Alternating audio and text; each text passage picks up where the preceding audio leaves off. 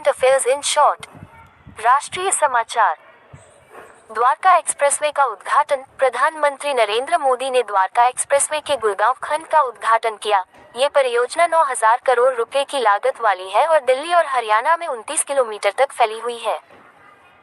Mobile phone उत्पादन। भारत 2014 से विनिर्माण क्षेत्र में 97% आत्मनिर्भरता हासिल करके दुनिया का दूसरा सबसे बड़ा मोबाइल फोन उत्पादक बन गया है। लाचित बोरफुकन प्रतिमा। पीएम मोदी ने असम में अहोम जनरल लाचित बोरफुकन की 125 फुट की कांस्य प्रतिमा का अनावरण किया, जिसे मूर्तिकार रामवंजी सुतार ने बनाया है। सेला सुरंग। पीएम मोदी ने 825 करोड़ रुपए की लागत से हर मौसम में कनेक्टिविटी बढ़ाने वाली अरुणाचल प्रदेश में सेला सुरंग का वर्चुअल उद्घाटन किया। कठुआ में होम्योपैथिक कॉलेज। केंद्रीय मंत्री डॉक्टर जितेंद्र सिंह ने 80 करोड़ रुपए की केंद्रीय फंडिंग के साथ जम्मू कश्मीर के कठुआ में उत्तर भारत के पहले सरकारी होम्योपैथिक कॉलेज की घोषणा की। झारखंड में राष्ट्रीय डेयरी मेला। केंद्रीय मंत्री अर्जुन मुंडा ने आदिवासी क्षेत्रों में पशुधन और कृषि के विकास के उद्देश्य से कार्यक्रम का उद्घाटन किया।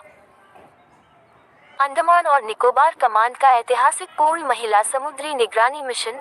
अंतर्राष्ट्रीय महिला दिवस और INS 318 की 40वीं वर्षगांठ के अवसर पर अंडमान और निकोबार कमांड ने अपना पहला पूर्ण महिला समुद्री निगरानी मिशन आयोजित किया, जो लिंग के प्रति सशस्त्र बलों के समर्पण को उजागर करता है।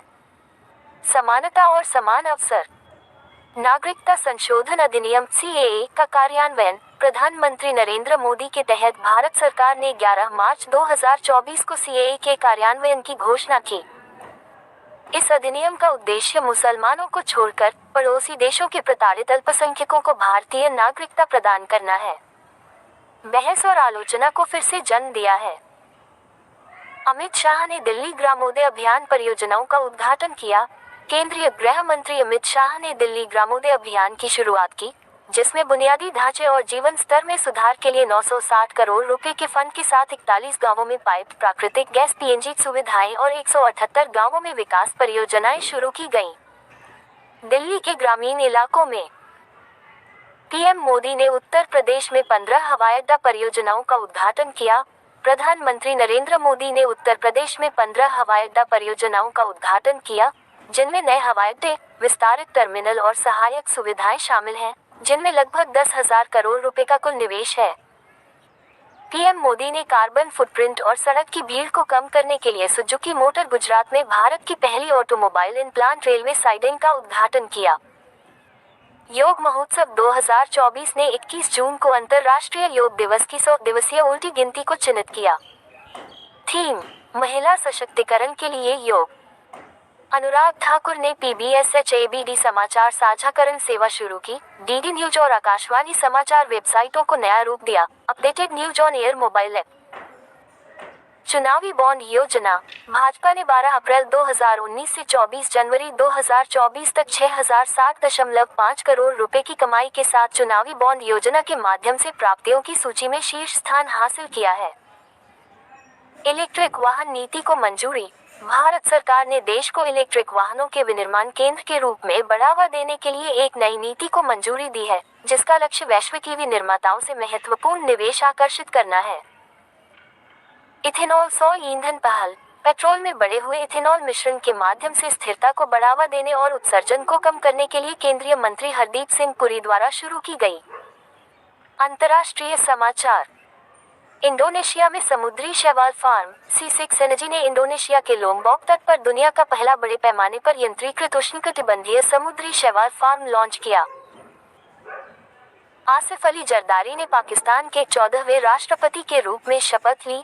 राष्ट्रपति चुनाव में अपनी जीत के बाद आसिफ अली जरदारी ने डॉक्टर आरिफ अलवी के बाद पाकिस्तान के 14वें राष्ट्रपति के रूप में शपथ ली।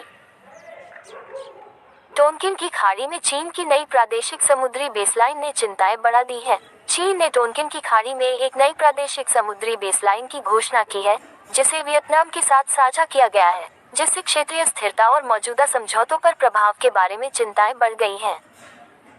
भारत और डोमिनिकन गणराज्य ने संयुक्त आर्थिक और व्यापार समिति की स्थापना के लिए प्रोटोकॉल पर हस्ताक्षर किए। जर्मनी में खुले कंकाल। नूर्नबर्ग में एक निर्माण स्थल पर 1500 से अधिक कंकाल पाए गए हैं, जो संभवतः यूरोप की सबसे बड़ी कब्रिस्तान खोज है। नए फिलिस्तीनी प्रधानमंत्री, एक प्रमुख व्यापारिक व्यक्ति मोहम्मद मुस्तफा को राष्ट्रपति महमूद अब्बास द्वारा नया प्रधानमंत्री नियुक्त किया गया है। स्पेसएक्स स्टारशिप परीक्षण उड़ान। स्पेसएक्स की स्टारशिप की तीसरी परीक्षण उड़ान पृथ्वी के वायुमंडल में पुनः प्रवेश के दौरान विघटन में समाप्त हो गई। ब्रिटेन का लेजर हथियार परीक्षण। ब्रिटेन ने लंबी दूरी तक सटीक निशाना लगाने में सक्षम ड्रैगनफायर लेजर निर्देशित ऊर्जा हथियार का सफलतापूर्वक परीक्षण किया। राज्य समाचार। महाराष्ट्र महिला नीति। महाराष्ट्र ने समग्र विकास के लिए अपनी चौथी महिला नीति की घोषणा की, जिसका अनावरण मंत्री अदिति तटकरे ने किया।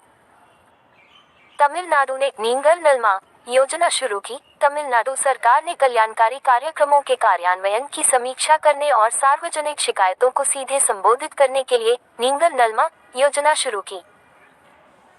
बीजेपी जेजेपी गठबंधन तनाव के बीच हरियाणा के मुख्यमंत्री मनोहर लाल खट्टर और मंत्रिमंडल ने इस्तीफा दिया। गठबंधन सरकार के भीतर असहमति के कारण मनोहर लाल खट्टर ने हरियाणा के मुख्यमंत्री पद से इस्तीफा दे दिया। नायब सिंह सैनी को हरियाणा का नया मुख्यमंत्री नियुक्त किया गया। मनोहर लाल खट्टर के इस्तीफे के बाद नायब सिंह सैनी को हरियाणा का नया मुख्यमंत्री नामित किया गया। तमिलनाडु के सीएम स्टालिन ने सीएए लागू न करने की घोषणा की। के स्टालिन ने घोषणा की कि तमिलनाडु राज्य में नागरिकता संशोधन अधिनियम सीएए लागू नहीं करेगा। ओडिशा ने कार्य जीवन संतुलन बनाए रखने के लिए महिला सरकारी कर्मचारियों के लिए 10 अतिरिक्त आकस्मिक अवकाश दिन बढ़ा दिए हैं। केंद्रीय मंत्री राजीव चंद्रशेखर ने सेमीकंडक्टर चिप डिजाइन और अनुसंधान के लिए सीडैक तिरुवनंतपुरम में भारत के पहले फ्यूचर लैब्स केंद्र का उद्घाटन किया। टाटा मोटर्स तमिलनाडु में 9,000 करोड़ रुपए की विनिर्माण इकाई स्थापित करेगी। महाराष्ट्र ने जिले का नाम बदला। मराठा रानी अहिल्याबाई होलकर के सम्मान में अहमदनगर जिले का नाम बदलकर अहिल्यानगर कर दिया गया। राजस्थान में मुफ्त बाजरा बीज। सरकार उत्पादन को बढ़ावा देने के लिए किसानों को मुफ्त बाजरा बीज वितरित करेगी। अवैध शार्क व्यापार में तमिलनाडु। शार्क के शरीर के अंगों में अवैध व्यापार हावी है, जो समुद्री जैव विविधता के लिए खतरा है। बैंकिंग समाचार। P2P लेन देन पर आरबीआई। भारतीय रिजर्व बैंक ने तीसरे पक्ष के ऐप्स के माध्यम से पीयर-टू-पीयर क्रेडिट कार्ड भुगतान पर निगरानी बढ़ा दी है। इंडसइंड बैंक ने इंडस पेवियर लॉन्च किया। इंडसइंड बैंक ने मास्टर कार्ड के सहयोग से डेबिट और क्रेडिट कार्ड लेन देन के लिए एक टोकन पहनने योग्य इंडस पेवियर पेश किया। North east small finance bank के साथ गैरेजप्रेन्योर्स इंटरनेट के विलय को मंजूरी दे दी। अवाना सस्टेनेबिलिटी फंड के लिए जीसीएफ से $24.5 मिलियन मिले। एसबीआई ने transaction banking platform iCash Pro जोड़ के लिए आर्यन प्रो के साथ साझेदारी की। जमा में निजी बैंकों की हिस्सेदारी बढ़कर 34% हो गई। आरबीआई ने federal bank, south Indian bank को नए सेल ब्रांडेड कार्ड बंद करने का निर्देश दिया। बैंक ऑफ बड़ौदा ने bob earth green term deposit scheme launch की। Bank of India, Bandhan bank पर जुर्माना लगाया। आरबीआई के जलवायु जोखिम प्रकटीकरण। जलवायु संबंधी वित्तीय जोखिमों का खुलासा करने के लिए वित्तीय संस्थानों के लिए आरबीआई द्वारा मसौदा दिशा निर्देशों का अनावरण किया गया है। अर्थव्यवस्था समाचार। फरवरी 2024 के लिए थोक मूल्य सूचकांक। भारत ने विभिन्न क्षेत्रों में बदलावों को उजागर करते हुए 0.20% अंतिम वार्षिक मुद्रास्फीति दर की रिपोर्ट दी है। फिच ने भारत की जीडीपी का पूर्वानुमान बढ़ाया। फिच रेटिंग्स ने वित्त वर्ष 2025 के लिए भारत की जीडीपी वृद्धि का अनुमान 6.5% से बढ़ाकर 7% कर दिया है। व्यापार समाचार। Aditya Birla capital and finance ने समामेलन योजना की घोषणा की। आदित्य बिरला कैपिटल अपनी सहायक कंपनी आदित्य बिरला फाइनेंस के साथ विलय करने, एक बड़ी एनबीएफसी बनाने और एक गैर होल्डिंग कंपनी में परिवर्तित होने के लिए तैयार है। टाटा पावर सोलर ने छत्तीसगढ़ में भारत की सबसे बड़ी सौर और बैटरी ऊर्जा भंडारण परियोजना पूरी की। 1.25 लाख करोड़ रुपए की 3 सेमीकंडक्टर सुविधाओं की आधारशिला रखी। नुमालीगढ़ रिफाइनरी ने बांग्लादेश में पहला विदेशी कार्यालय खोला। रिलायंस ने वायाकॉम 18 में हिस्सेदारी हासिल की। रिलायंस इंडस्ट्रीज वायकॉम 18 मीडिया में पैरामाउंट ग्लोबल की 13.01% हिस्सेदारी 4,286 करोड़ रुपए में खरीदेगी। एफएसएसएआई का ईट राइट कैंपस स्वस्थ भोजन प्रथाओं को बढ़ावा देने की पहल के तहत लगभग 100 जेलों को प्रमाणित किया गया। अदानी ग्रीन एनर्जी का पवन संयंत्र गुजरात में 126 मेगावाट का पवन ऊर्जा संयंत्र चालू हो गया, जो 300 मेगावाट की परियोजना का हिस्सा है। रक्षा समाचार। डीआरडीओ ने अग्नि 5 मिसाइल का MIRV तकनीक से परीक्षण किया। रक्षा अनुसंधान एवं विकास संगठन ने भारत की रणनीतिक प्रतिरोधक क्षमताओं को बढ़ाते हुए MIRV तकनीक से लैस अग्नि 5 मिसाइल का सफलतापूर्वक परीक्षण किया। BBBS ने IDEX के तहत सबसे बड़ा एंटी ड्रोन टेक ऑर्डर हासिल किया। बिग बैंग बूम सॉल्यूशंस को रक्षा मंत्रालय से अपनी एंटी ड्रोन तकनीक के लिए एक महत्वपूर्ण ऑर्डर मिला, जो IDEX पहल के तहत सबसे बड़ा ऑर्डर है। चीन, ईरान, रूस ने ओमान की खाड़ी में संयुक्त नौसैनिक अभ्यास सुरक्षा बेल्ट 2024 का मंचन किया। भारतीय नौसेना ने पनडुब्बी रोधी युद्ध के लिए अग्रे और अक्षय जहाज लॉन्च किए। महिला कर्मियों के अनुपात में RPF 10% के साथ केंद्रीय अर्धसैनिक बलों से आगे है। नौसेना भवन का उद्घाटन। रक्षा मंत्री राजनाथ सिंह ने दिल्ली में भारतीय नौसेना के नए मुख्यालय का उद्घाटन किया। महत्वपूर्ण दिन। महिला न्यायाधीशों का अंतर्राष्ट्रीय दिवस 10 मार्च 2024 को मनाया गया। न्यायपालिका में महिलाओं की पूर्ण और समान भागीदारी को बढ़ावा देने पर ध्यान केंद्रित किया गया। विश्व नलसाजी दिवस 2024 रेशियो 11 मार्च को मनाया जाने वाला विश्व नलसाजी दिवस विश्व स्वास्थ्य संगठन जैसे संगठनों के सहयोग से स्वास्थ्य और सुविधा के लिए नलसाजी के महत्व पर जोर देता है। इस वर्ष विश्व किडनी दिवस 14 मार्च को मनाया जाता है। 2024 विश्व किडनी दिवस अभियान का विषय सभी के लिए किडनी स्वास्थ्य देखभाल और इष्टतम दवा अभ्यास तक समान पहुंच को आगे बढ़ाना है। नदियों के लिए अंतर्राष्ट्रीय कार्रवाई दिवस प्रतिवर्ष 14 मार्च को मनाया जाता है। इस वर्ष गुरुवार 14 मार्च 2024 को थीम सभी के लिए पानी है, जो स्वच्छ पानी तक पहुंचने के प्रत्येक व्यक्ति के मौलिक अधिकार पर जोर देती है। विश्व उपभोक्ता अधिकार दिवस 2024 उपभोक्ताओं के लिए निष्पक्ष और जिम्मेदार न्याय पर ध्यान केंद्रित करते हुए 15 मार्च को विश्व स्तर पर मनाया जाता है। राष्ट्रीय टीकाकरण दिवस टीकाकरण के महत्व पर जोर देने के लिए 16 मार्च को मनाया जाता है। रैंक और रिपोर्ट समाचार। 2019-2023 की अवधि के लिए सिप्री रिपोर्ट के अनुसार भारत वैश्विक हथियार आयात में शीर्ष पर है। भारत ने 14 पायदान की छलांग लगाई। Science tech panorama report. पिछले दशक में भारत की तकनीकी प्रगति और इसके स्टार्टअप पारिस्थितिकी तंत्र के विकास पर प्रकाश डाला गया है। वीडेम इंस्टीट्यूट की लोकतंत्र रिपोर्ट। चुनावी निरंकुशता में भारत की निरंतर गिरावट पर प्रकाश डाला गया। भारत की HDI रैंकिंग। संयुक्त राष्ट्र मानव विकास सूचकांक में 193 देशों में से 134वें स्थान पर है। शिखर सम्मेलन और सम्मेलन समाचार। याओंडे घोषणा। 11 अफ्रीकी देशों के स्वास्थ्य मंत्रियों ने अफ्रीका में मलेरिया संकट को संबोधित करते हुए याओंडे, कैमरून में आयोजित एक शिखर सम्मेलन में मलेरिया से होने वाली मौतों को समाप्त करने के लिए प्रतिबद्धता जताई। पुरस्कार समाचार।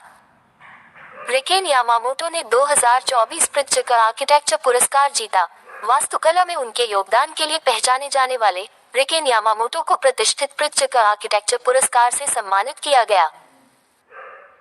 दिल्ली हवाई अड्डे ने एशिया प्रशांत में ACIASQ के सर्वश्रेष्ठ हवाई अड्डे का खिताब जीता।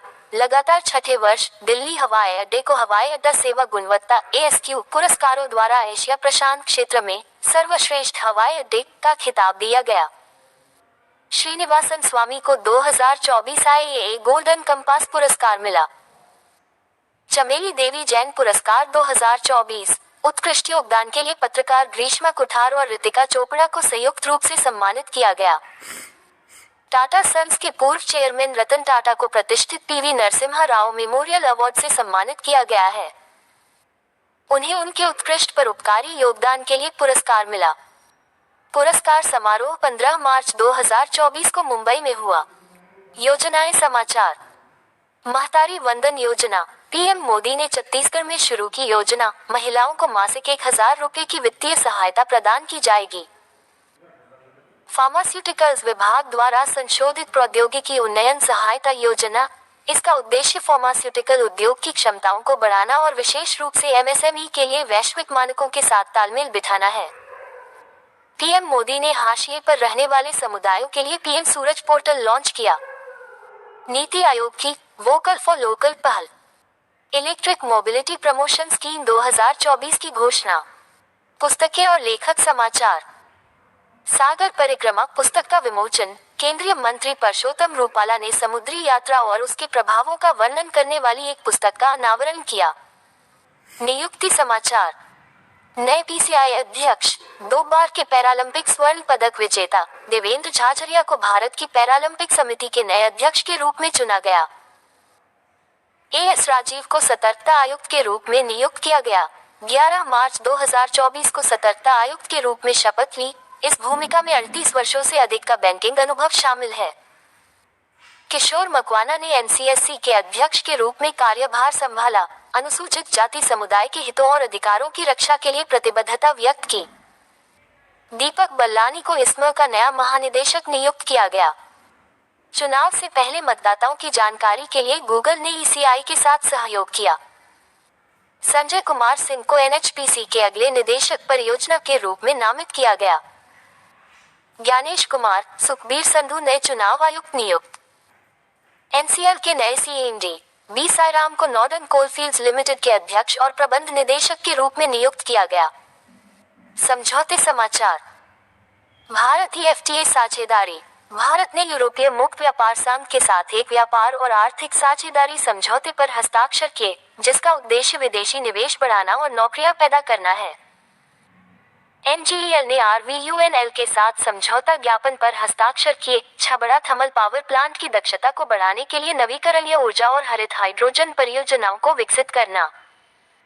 नाइलिट और आईटीआई मिस्र ने कौशल, नौकरियों और वैश्विक सहयोग में सुधार के लिए समझौता ज्ञापन पर हस्ताक्षर किए। ग्रामीण विकास में भूस्थानिक तकनीक और एआई अनुप्रयोगों के लिए एमओआरडी ने आईआईटी दिल्ली के साथ साझेदारी की। भारत और एडीबी ने अहमदाबाद के बुनियादी ढांचे के लिए $181 मिलियन के ऋण पर हस्ताक्षर किए। भारत सिंगापुर कानून और विवाद समझौता ज्ञापन। इसका उद्देश्य कानून और विवाद समाधान में सहयोग बढ़ाना, सर्वोत्तम प्रथाओं और विशेषज्ञता को साझा करना है। विकलांगता समावेशिता के लिए सहयोग। डीपीडब्ल्यूडी ने विकलांग व्यक्तियों के लिए समावेशिता को बढ़ावा देने के लिए वास्तुकला परिषद के साथ साझेदारी की है। आईआईटी दिल्ली और इजराइल एरोस्पेस साझेदारी अनुप्रयुक्त अनुसंधान और तकनीकी प्रगति पर केंद्रित है। भारत एडीबी फिनटेक इकोसिस्टम ऋण। भारत के फिनटेक इकोसिस्टम को मजबूत करने के लिए $23 मिलियन का ऋण समझौता। भारी उद्योग मंत्रालय आईआईटी रुड़की समझौता ज्ञापन। महत्वपूर्ण वित्तीय निवेश के साथ ऑटोमोटिव और ईवी क्षेत्र को आगे बढ़ाने का लक्ष्य। आर्य एजी और शिवालिक बैंक साझेदारी किसानों और कृषि प्रसंस्करणकर्ताओं के लिए कमोडिटी वित्तपोषण का समर्थन करता है। मैक्स इंडिया ने आईआईटी दिल्ली के साथ साझेदारी की। सहयोग का उद्देश्य वरिष्ठ नागरिक देखभाल में सुधार करना है। विज्ञान एवं प्रौद्योगिकी समाचार। भारत ने सबसे तेज स्वदेशी आईपी लेस राउटर लॉन्च किया। केंद्रीय मंत्री अश्विनी वैष्णव द्वारा अनावरण किया गया। ये राउटर भारत की तकनीकी क्षमताओं में एक महत्वपूर्ण प्रगति का प्रतिनिधित्व करता है। केंद्रीय मंत्री ने जलवायु प्रतिरोधी फसलों के लिए नवी में राष्ट्रीय गति प्रजनन फसल सुविधा का उद्घाटन किया। खेल समाचार। BWF French open. Satwik Sairaj, रंकी Reddy और चिराग शेट्टी ने बैडमिंटन में अपनी महत्वपूर्ण उपलब्धि दर्ज करते हुए पुरुष युगल खिताब जीता। यशस्वी जायसवाल को फरवरी 2024 के लिए ICC player of the month नामित किया गया। टेस्ट क्रिकेट में उनके उत्कृष्ट प्रदर्शन के लिए पहचाना गया, जिसमें इंग्लैंड के खिलाफ 2 दोहरे शतक भी शामिल हैं। मैक्स वेरस्टेपेन ने सऊदी अरब जीपी जीता। सीजन की शुरुआत में अपनी पहली बैक टू बैक जीत हासिल की। मुंबई ने रणजी ट्रॉफी 2024 जीती, विदर्भ को हराकर अपना 42वां खिताब जीता। मैथ्यू वेड ने रेड बॉल क्रिकेट से संन्यास लिया। उनके अंतिम शेफील्ड शील्ड मैच से पहले घोषणा की गई। श्रद्धांजलि समाचार। बाबा बूटी साड़ियों के लिए पद्म पुरस्कार से सम्मानित प्रसिद्ध कारीगर कपिल देव प्रसाद का निधन। Paul Alexander the man in the iron lung का 78 वर्ष की आयु में निधन हो गया। एडमिरल लक्ष्मी नारायण रामदास का निधन, पूर्व भारतीय नौसेना प्रमुख का 90 वर्ष की आयु में निधन। सादी मोहम्मद का निधन, सांस्कृतिक संगीत में विरासत छोड़कर जाने माने रविंद्र संगीत गायक का 70 साल की उम्र में निधन। विविध समाचार। माजुली के लिए जीआई टैग, माजुली को मुखौटा बनाने और पांडुलिपि पेंटिंग के पारंपरिक शिल्प के लिए भौगोलिक संकेत टैग प्राप्त हुआ, जो इसकी समृद्ध सांस्कृतिक विरासत को उजागर करता है। थाईलैंड में 8 आंखों और 8 पैरों वाली बिच्छू की नई प्रजाति यूस्कोपियोक्स प्रचान पाई गई। महाराष्ट्र जम्मू कश्मीर में पर्यटक सुविधा स्थापित करेगा। महाराष्ट्र भवन के निर्माण के लिए श्रीनगर हवाई अड्डे के पास 2.5 एकड़ भूमि का अधिग्रहण किया गया।